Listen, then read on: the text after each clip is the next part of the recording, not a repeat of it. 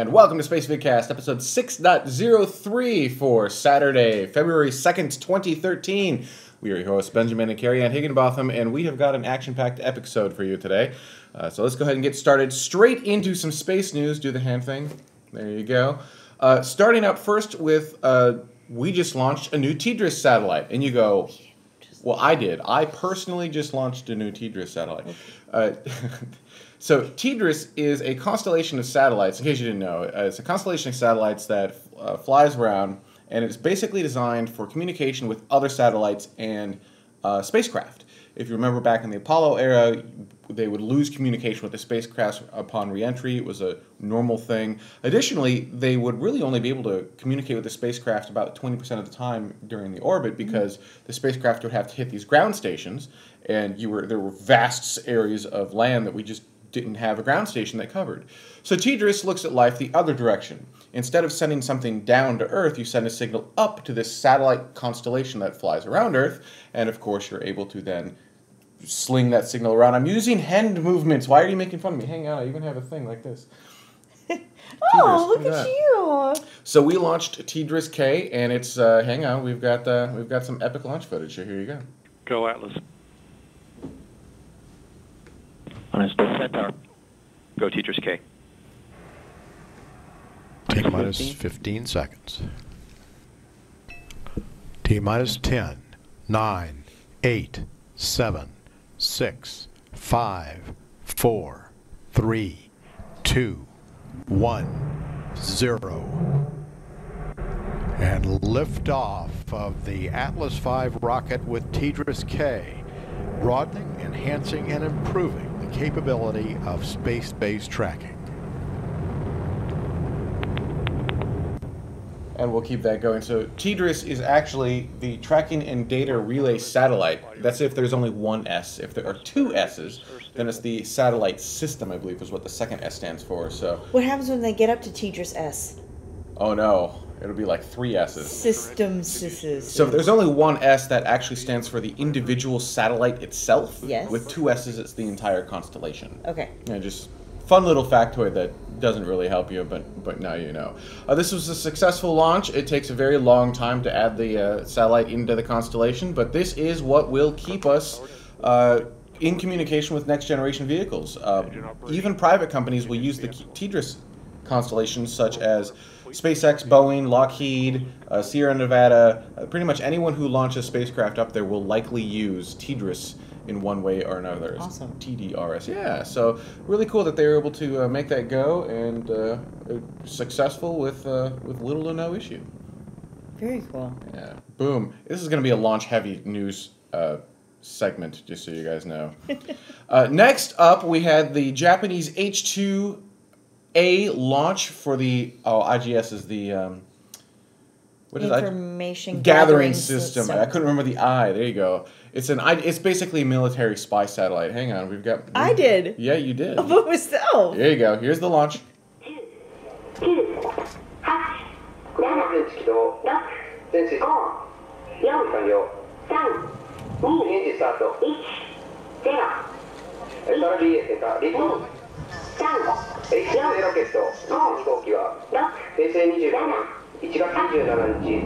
午後10時40分種子島新港から打ち上げられました。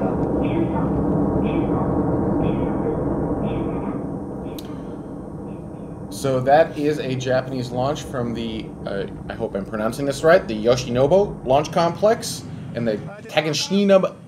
Dang it, I was doing so well. You were doing pretty good. How would you pronounce that? Takashima? Dude, even the space kidda can say it correctly, and you can't. Sure. January 27th at 0440 Coordinated Universal Time. And there you can see it going. And this is, like we said, this is basically a military satellite that's gone up. They've got a slew of these already in orbit. This was the radar version, and then there was a secondary demo payload that went up with that. Also a successful flight. Awesome way to go, Japan. Bringing up another successful flight. How about South Korea? 이른바 회피 기동을 하게 되는데요. 그걸 이상하다고 생각하시면 절대 안 됩니다. 예, 지금 카운트다운 시작됐습니다. 네, 성공을 기원합니다. 2, 1. 예, 발사가 됐습니다. 예, 네, 나로가 지금 발사됐습니다. 아, 좀 감동적입니다. 아직까지 성공입니다. 예. 지금 회피 기동을 Very excited. This is the first time South Korea has successfully launched any payload to orbit ever. Now, this is not the first time they themselves have a payload in orbit. In other words, the difference being South Korea has satellites in orbit launched by other service providers such as Russia, US, ESA, so forth and so on. This is the first time they themselves put their own payload successfully in orbit. And the payload is the ST-SAT, the Science and Technology Satellite. It's basically weather and basic tracking non-military satellite. And they have made contact with the satellite as of 3 a.m. local time, which is 6:27 p.m. Wednesday the 30th, Coordinated Universal Time. So not only were they able to successfully launch the satellite, but the satellite itself is also successfully working.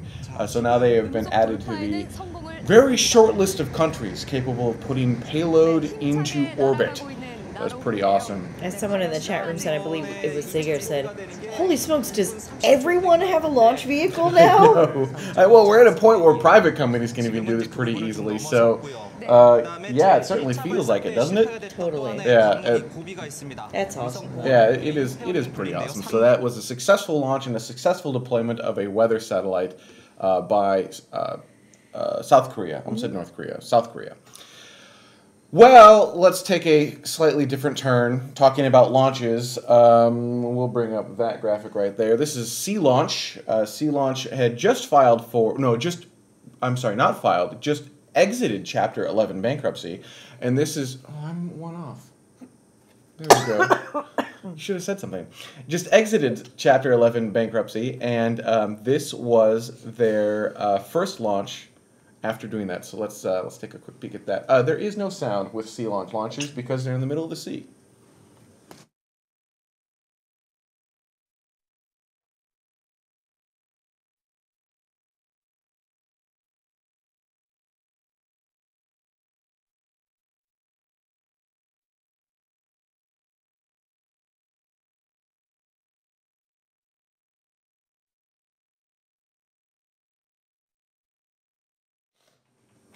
And as you can see, that's not supposed to happen right there. About 20 seconds after launch, I know, the awkward silence of SeaLaunch. 27 seconds after launch, the main engine did cut off.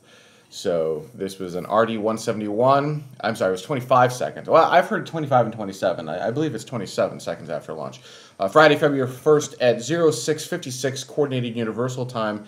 And because they're out in the middle of the sea, there's really no reason to show this anymore. It's just a little dot on black. You're not going to be able to see anything. Because they're out in the middle of the sea, they don't actually have to destruct the vehicle. They can just shut off the engine. It plops back into the sea and no one gets hurt. So that's pretty much what happened. There was an issue with the engine. It plopped back into the sea. SeaLaunch is now primarily owned by a Russian company. I believe it's... I don't remember who it is. It's not Roscosmos proper, but yeah, they're basically Russian at this point, and then they launch out of 1,400 miles away from Hawaii or so, and so that was their launch. That didn't quite go well, just showing that while everyone does have a launch vehicle, it is still rocket science. It is hard to do, and sometimes things happen. And finally, in news today, we just thought this was really freaking cool. When you go to the moon, what if you already had a lunar base there ready to go, made of 90% of the materials available on the moon? So what this is a 3D printed lunar base, essentially.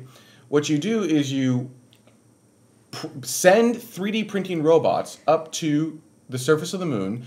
Using 90% of the materials already available on the moon, you actually 3D print your lunar base. And so you can kind of see, so that's sort of what it would look like. You use the regolith on the moon and an inflatable habit inside of the regolith to actually create the lunar colony. And this is kind of what it would look like. The printer, this is the material that it would print out as kind of a honeycomb structure hardened by the robot.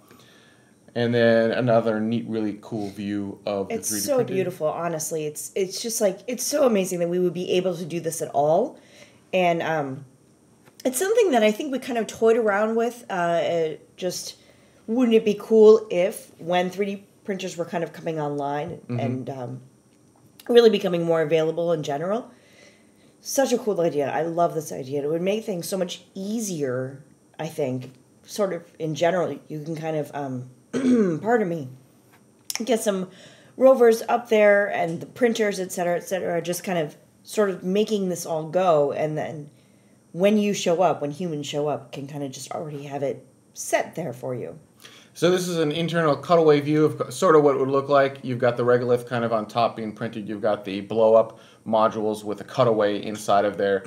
So send the robots up, have them print your moon base, and then by the time you're ready to show up, you've already got a home ready to go. Using the next generation technology, they should be able to print an entire moon base, one of these entire structures, in about a week. So you could actually have an entire small colony. Now, if they only do it for Eskimos, we could have that igloos down here we could. on Earth. Actually, they do it. They do it. This is the same technology they use in really harsh environments here on Earth. Oh, there you go. So what they did is they said, all right, we've got this stuff that we know works here on Earth using the materials local to the environment that they're in.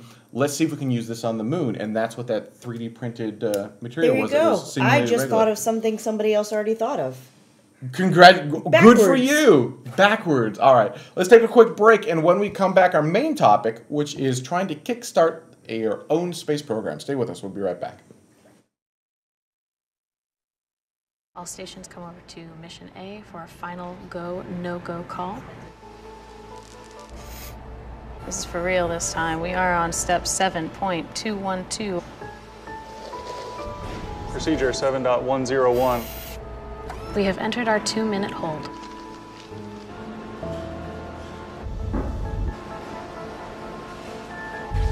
Cabin venting has been inhibited. Copy that.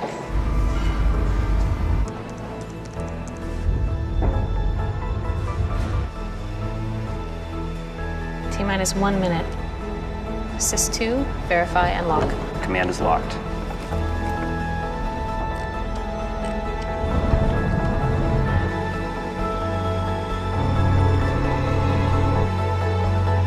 Flight computer state has entered auto idle.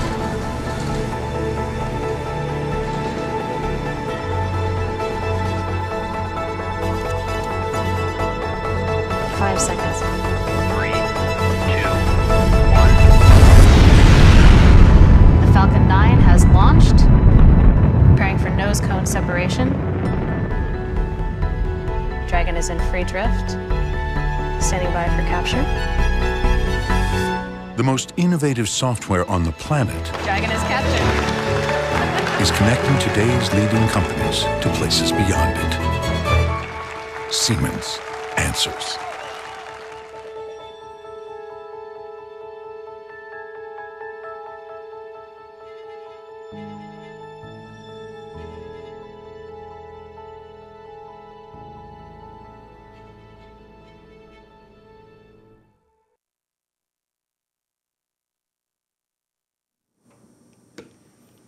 And welcome back. So today's main topic, we've actually kind of touched on a little bit last week, which is the idea of using a crowd-funded source such as Kickstarter or Indiegogo, or maybe your own program, because maybe neither one of those actually applies, to fund your own space program. Now, this isn't a new idea. The National Space Society, well, they're not funding their own space program per se. They do have their own Kickstarter campaign, and it's really close. Can you call it up really quick? Sure, go ahead.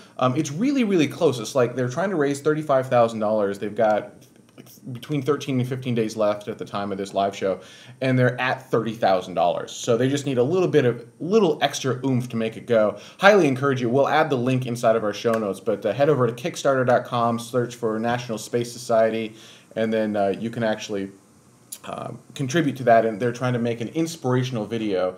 What are they at? We're at $30,267 with 13 days to go, and 333 backers. So there's lots of threes, and they just need to make it to $35,000. But they have stretch goals as well. The more money they're able to raise, the better promotional video for exploring the cosmos they're going to make, and that helps everyone, right? If you can help get people inspired about it, kind of the all ships rise with the tide mentality. Some of these prizes are really cool, by the way. Yeah, well, yeah, and I know a lot of people are in it for the surprised. I just think it's a cool project, so that's why I'm behind it. But what if you took that to the next level? You've got organizations like Copenhagen Suborbitals, right? They actually had a Kickstarter campaign as well. I want to say it was for, I don't remember how much it was for, but it wasn't that much. I want to say it was like for $10,000 or $20,000, and that's to help them build a full-on rocket. Right? We're not talking like, let's make a video. Let's send something to space kind of thing. Right. But what if we took that even further, right? So certainly we can do these smaller projects. Copenhagen suborbitals, I'm not sure I'd classify them as small, but I wouldn't really classify them as large either. They're not a Falcon 9 class vehicle. They're not a Delta class vehicle. They're not a heavy lifter. What if we used one of these programs to create a program that generates a heavy lifter? Maybe we don't need a heavy lifter, but fundamentally it creates a program and funds it in such a way that we can send humans into the cosmos. We send humans to Mars, send humans to the moon, send humans to Enceladus, pick. Pardon me, I apologize. I'm getting over some things. But why? So you're talking about a Kickstarter program to start a brand new space industry. A brand new space program. Yeah, a next generation, a program run by people, right? You can look at NASA and say, well, they're a government program, so they're elected officials help, blah blah blah. But really they're very out of touch with reality at this point. So, what if the people themselves actually made their own space program, but not just the people of the U.S., the people of the world said, look, we're sick of waiting for our governments, or we're sick of waiting for private space. We're just going to do it. And B, can you, right? The money involved and the complexity involved is very high. So can you actually pull it off? I don't think so. All right. That's just going to be my first sort of... But what if you look at the slightly wider scope, if you don't mind? Sure, go for it. And start to incorporate things like Mars One. Mars One is trying to get people to Mars... not just to space, but to Mars, to live and work and breed and whatever else you do, I guess. And the big push is really like this sort of TV show kind of thing going on. Reality TV show. Right. Yep. We're going to record everything these astronauts do. Right. And there seems to be... It's an interesting way. It's basically trying to use advertising dollars to make a space show. Yes. But, you obviously need the launch providers, you need the HABs, you need the suits, you need all of those things that anybody else who's going to Mars is going to need. And that's going to kickstart a whole, not program, but a whole line of things around that, no? Maybe. That's assuming they're for real, right? The hard part with advertising... So with the Kickstarter program, the money is somewhat upfront, right? The right. things that people want to fund will get funded. The hard part with that is sometimes it's the non-sexy things that need to get funded, right? Like you... Right. Right? So maybe the things that you really need aren't getting funded. The thing with an advertising program is advertisers are going to want to see a return as soon as possible. So... there are inherent risks involved. Ascent is a risk. What am I trying to say? Entry, descent, and landing is a risk. How they're going to behave on the planet is a risk. So are these advertisers with a lot more money than, say, a Kickstarter program, are they going to be willing to put their name on a program like this with so many risks involved? The upside potential is now a company such as Red Bull, right, because they did the Felix Baumgartner base jump. If he didn't do a base jump, or sorry, he did a high altitude. High jump. altitude. Sorry, right, high altitude jump.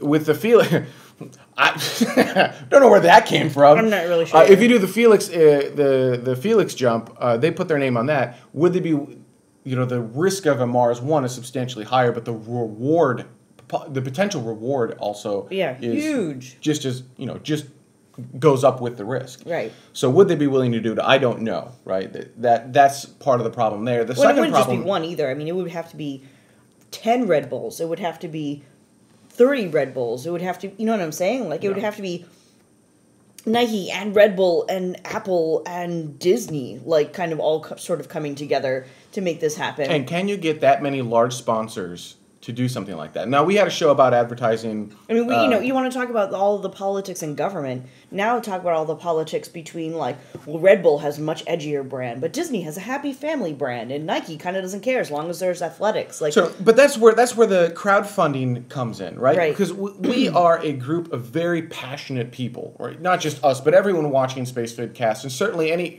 there are tons more people who don't watch Spacevidcast that are still absolutely passionate about this stuff and would be willing to invest in something. It comes down to, would there be enough investment to actually start your own space program, or supplement an existing program with a crowd-funded system?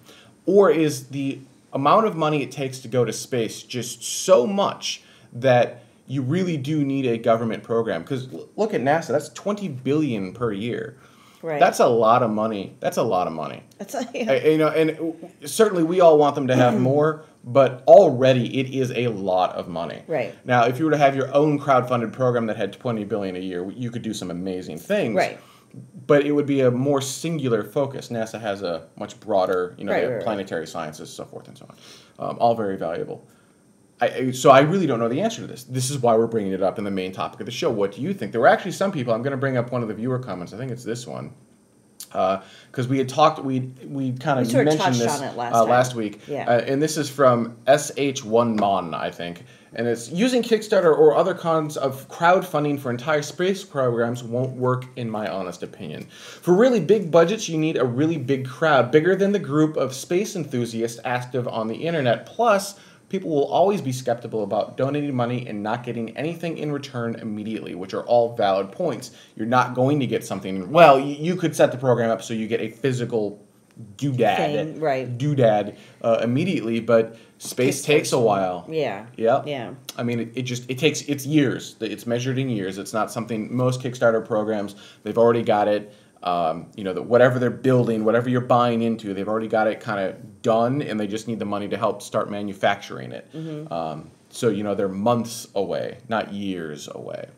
Right. So that's where we're at. We'd love to know what you guys think. Leave your comments on the spacevidcast.com website. Leave it on the YouTube website. Certainly Twitter, Facebook, whatever you want. We'll leave the social media stuff in the... what am I trying to say? The show notes for this particular episode. And what do you think? Can we crowdfund a space program? And then should we? It's more than can we. It's should we? Right. Is there a point to this? You look at other entities. We've got a Masten Space Systems, an Armadillo Aerospace, SpaceX, Sierra Nevada Systems. Do we even need to do this? If you look at these other companies, someone's going to come around and pick the pieces from these different companies up and build one cohesive package without having to crowdfund a thing. And they're going to be able to say, okay, well, we're going to take these parts and we're going to do this with them. Right. And maybe we don't need to develop our own space program. Maybe the private industry is already doing that. We just need to wait a little bit longer for them to flush out their systems. Right. Don't know. I have no idea what the real answers are. We'd love to know what you guys think. So go ahead and leave your comments pretty much anywhere. We'd love to read your comments. And speaking of comments, when we come back, that's what we're going to look at. Comments from last week's show talking about mining asteroids, the upcoming asteroid mining industry. And then we talked a little bit about this and so forth. So stay with us. We'll be right back. Look into her face, determination in her eyes. She won't give up or quit or fall for little fashion lies. Filled with awesome expectation, this girl's a fascination. And nothing in her way will keep her from her destination. 'Cause she's fire walking, she's fire walking. When it's hot, she keeps on moving. Through the heat, keeps on improving. Yeah, she's fire walking, she's fire walking to be free. So last week we talked about mining asteroids, this upcoming industry that we were just seeing form with deep space industries, planetary resources. We talked a little bit about what we talked this week. Can you use a crowdfunded platform to actually spur a space program? And maybe, leave your comments. I'd love to know what you guys think. But you guys had a lot of really interesting comments last week. And let's start off here with Marcus. Marcus said, "Wow, you guys are talking my language. Crowdfunding is just not, well, it actually applies this week as too, non-geographic democracy. People contribute financially and also by voting on ideas and voting for executive directors who have the final say, similar to open source programming. Rule number 1, money is only spent on hardware. Design is only done by volunteers." So that's an interesting idea where all of the money has to be funneled straight into the hardware and the actual design is done. So, but it's working with volunteers is tricky because when you, right? Because volunteers aren't making any money, so they're not always, certainly some people will be very motivated to do their absolute best work, but other people, no matter what, they're just going to always give you 110% no matter what they do. But other people, they're going to view it as, well, this is a volunteer job. I'm not getting paid. This is kind of a side thing I do. You know, if I give you 40%, then you're getting 40% more than anyone else otherwise would have. So you're getting my 40%. And when it comes to rockets, 40% isn't good enough. It has to be perfect. And if it's not perfect and one little thing goes wrong, the entire mission goes bada boom. So, yeah. Yeah. I don't know. I mean, it's an interesting concept, but I'm not sure you need... Why limit yourself to volunteers, I guess is the point. Why not create an entity where some people can get paid, but there has to be some sort of, I don't want to call it oversight because then you get into this wacky thing, but you need to be transparent with everyone, I guess, is what it really is, and saying, look, we are paying engineers, but this is how much they're paying, this is how much the normal industry gets paid, but we're doing that because we need to develop the best stuff ever. I don't think paying for people's time is a bad thing. Right. In my opinion. Here we go. This one is from Trent. He's talking about Mark Saunter.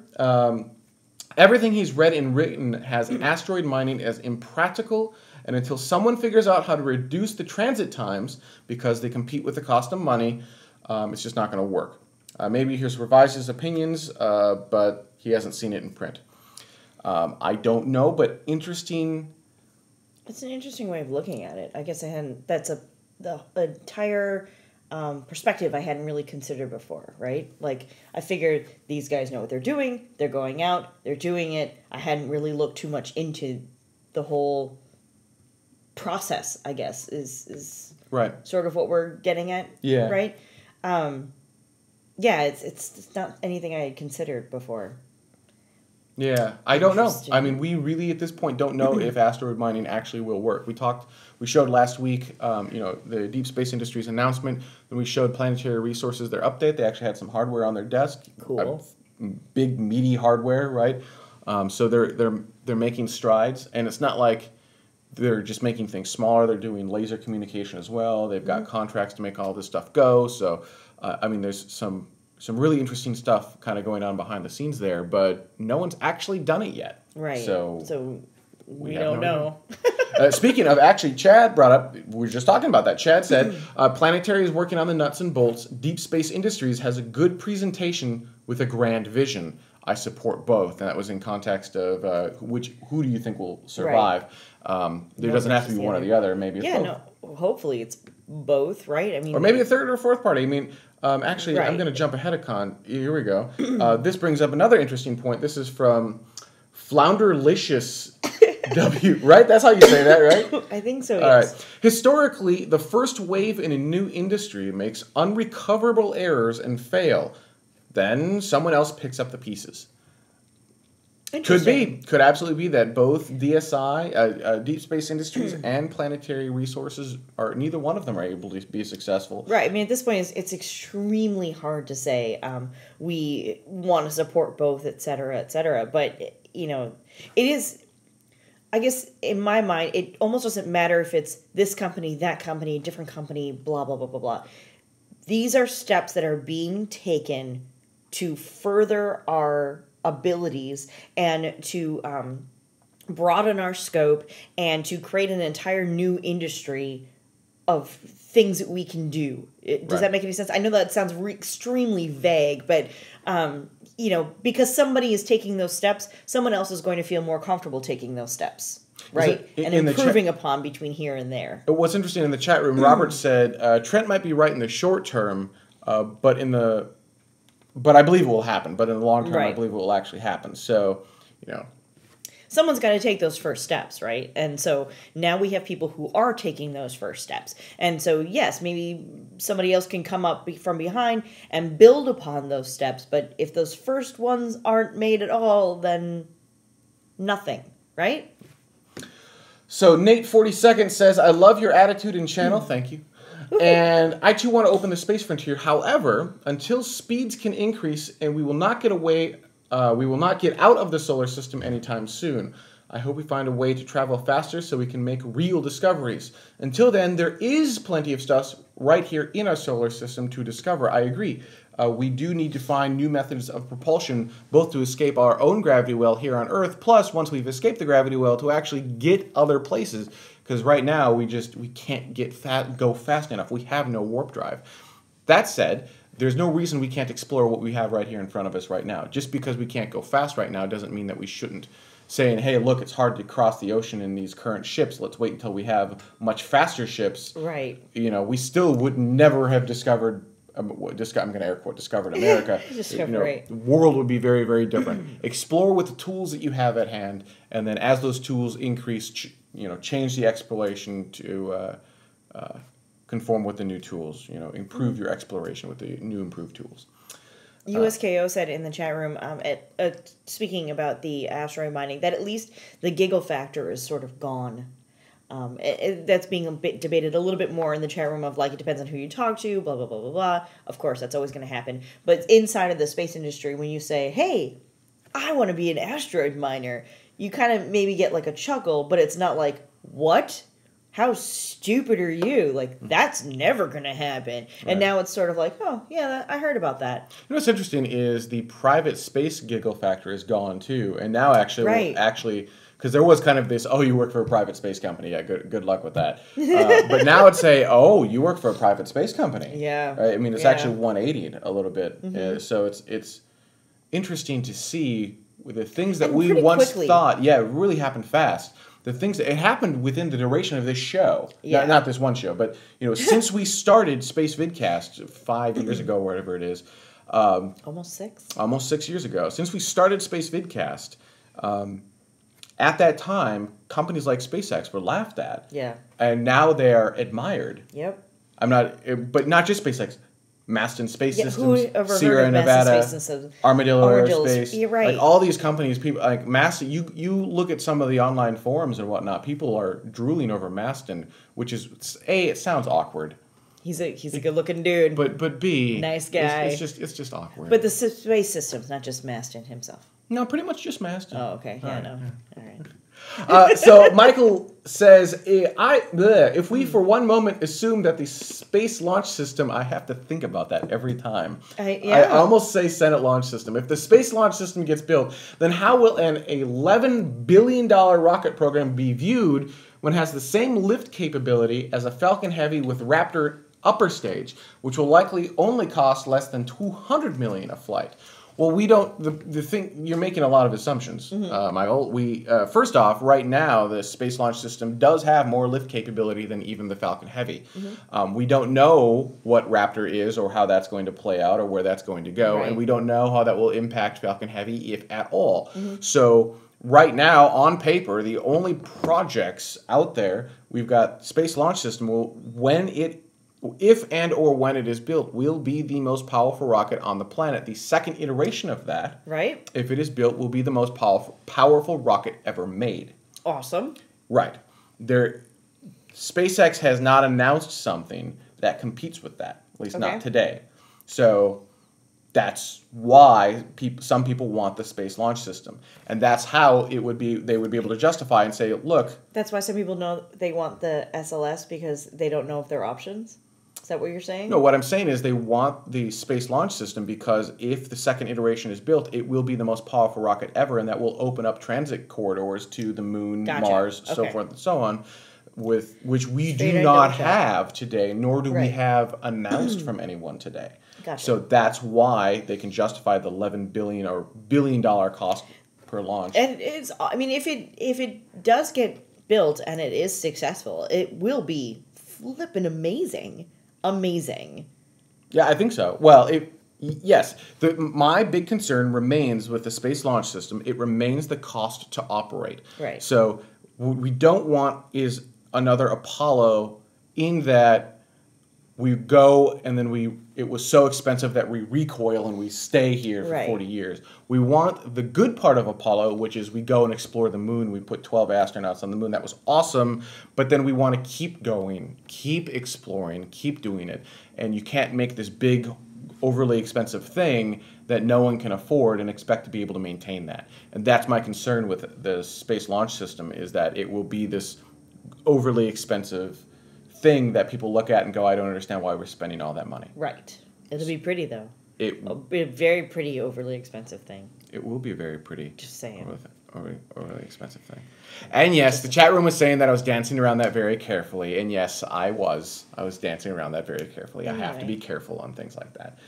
So that is our show. I'd like to thank everyone so much for watching. We're going to start with Spacevidcast After Dark up next. It will be a condensed After Dark because Mom and Dad Dog are here in person. First time they visited us in California.